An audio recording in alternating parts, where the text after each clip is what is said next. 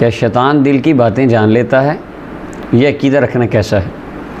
तो उसके बारे में अर्ज़ ये है कि पहले लोग जो काहिनों के पास जाते उनका अक़ीदा था कि जिन्नात इल्म गैब जानते हैं और वो इल्म गैब अपना आगे काहिनों को बताते हैं और काहिन वो लोगों को बताते हैं। लिहाजा लोगों का काहिनों नजूमियों के पास जाना यह ज़माना जाहिलियत में था। नबी करीम सल्लल्लाहु अलैहि वसल्लम ने फिर इससे मना फरमा दिया। फरमाया जो आराफ काहिन वग़ैरह के पास जाए तो इतने दिन फरमाया उसकी नमाज नहीं है, अल्लाह ताला कबूल नहीं फरमाते।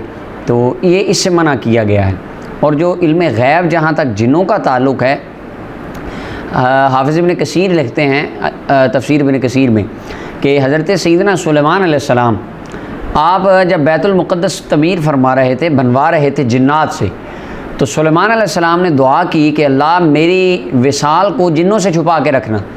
तो सुलेमान अलैहिस्सलाम ने एक डंडे के ऊपर टेक लगाई और टेक लगा कर आप खड़े हुए, आपकी रूह निकल गई। आप 1 साल तक बदस्तूर उस डंडे के ऊपर हाथ रख के खड़े रहे। जिस्म में हालांकि आज साइंस कहती है कि कितने घंटे बाद जिस्म फटना शुरू हो जाता है मैयत का, लेकिन 1 साल तक जनाब सैयदना सुलेमान अलैहिस्सलाम उसके ऊपर रहे। और बाद ने इसे मुतलक बयान किया है कि साल नहीं, कोई ड्यूरेशन बयान नहीं की मखसूस।